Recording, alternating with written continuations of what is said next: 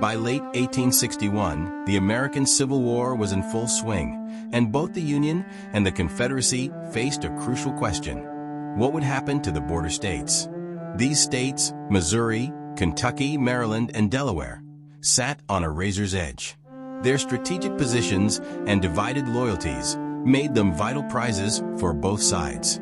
Their decisions would shape the war's course and reveal the deep fractures in a nation at odds with itself. The battle for these states was not only one of military maneuvers, but also of political decisions, personal loyalties, and the harsh realities of a nation at war. Abraham Lincoln's administration understood the stakes. As he famously said, "I hope to have God on my side, but I must have Kentucky." Lincoln's sentiment underscored the immense strategic importance of these states.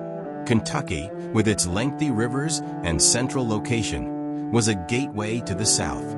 Missouri controlled key waterways and access routes to the Western Territories.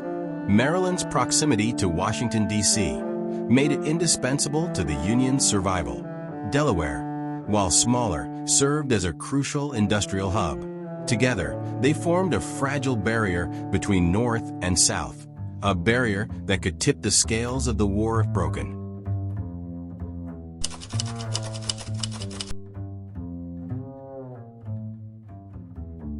Maryland presented an immediate challenge. As a slaveholding state with strong Confederate sympathies, it seemed poised to join the South. Yet, its location directly bordered the nation's capital.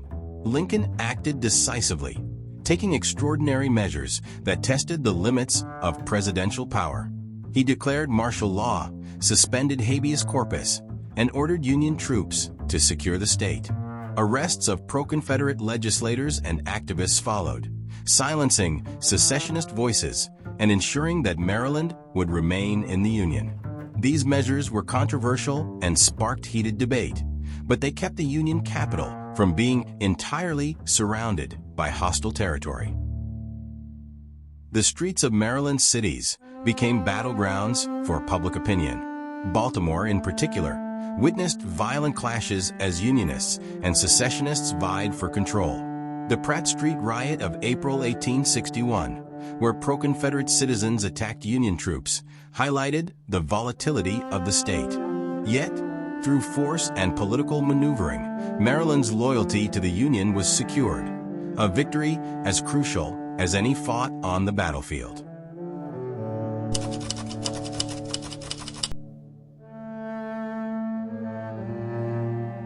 Kentucky initially attempted to remain neutral, declaring itself a friend to both sides, enemy to neither. But neutrality proved untenable in a nation tearing itself apart. Confederate forces entered Kentucky in September 1861, prompting Union forces to do the same. The state's legislature, facing the realities of invasion, ultimately sided with the Union. However, Confederate sympathies ran deep among its citizens, creating an atmosphere of tension and division. Kentucky became a microcosm of the larger war, with families and communities bitterly divided. Neighbor turned against neighbor as the state's fields and towns became contested ground. Battles such as the one at Mill Springs in January 1862 highlighted Kentucky's strategic importance and the ferocity of its internal divisions. The Union's eventual dominance in the state was a significant victory, but it came at the cost of deep, lasting scars within Kentucky's population.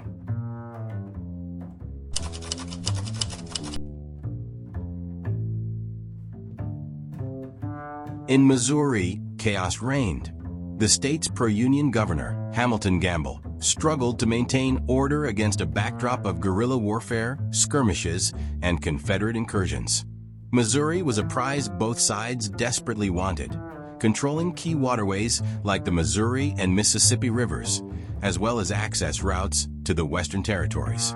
The Battle of Wilson's Creek in August 1861 marked an early Confederate victory, emboldening Southern forces in the region. However, Union forces soon regained control, pushing Confederate troops out of key areas. Yet Missouri's countryside descended into violence, with bushwhackers and militias waging a brutal and personal form of war. Families were torn apart as guerrilla fighters like William Quantrill led raids that blurred the lines between warfare and lawlessness. This internal conflict foreshadowed the guerrilla warfare that would plague much of the South in later years. For Missouri citizens, the war was not confined to distant battlefields. It was a daily, brutal reality that touched every corner of the state.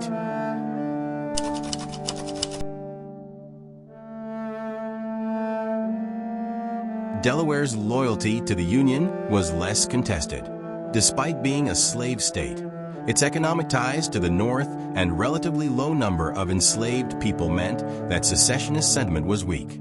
Delaware became an important supply line for Union forces, providing materials and support with minimal internal strife. While the state did not face the same level of division and violence as its border state counterparts, its role was no less significant.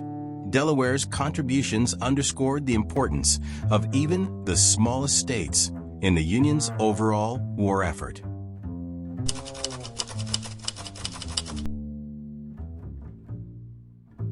The border states' loyalty had profound consequences. By securing these states, the Union gained access to critical resources, strategic positions, and transportation routes. The rivers that cut through Kentucky and Missouri became highways for Union armies, while Maryland's loyalty ensured the safety of Washington, D.C. However, this came at a cost. Lincoln's suspension of civil liberties in Maryland and Kentucky drew criticism, highlighting the moral and constitutional compromises made in wartime. The tension between preserving the Union and adhering to democratic principles became a central theme of Lincoln's presidency. Meanwhile, the Confederacy's failure to hold these states revealed its strategic limitations. Without the industrial base and manpower the border states could have provided, the Southern war effort faced significant disadvantages. The Confederacy's gamble on Kentucky neutrality and Missouri's internal chaos left it weaker than it might have been with these states fully in its camp. The border states were a missed opportunity for the South and a critical advantage for the North.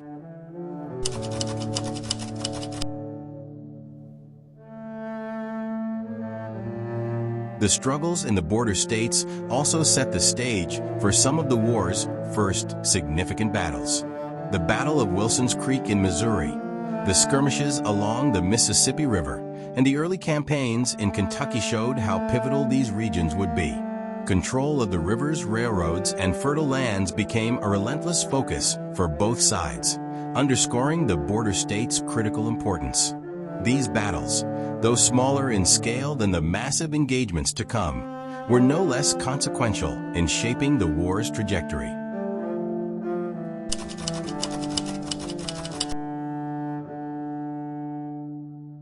The border states' experience during the Civil War mirrored the nation's larger story, a tale of division, loyalty, and sacrifice.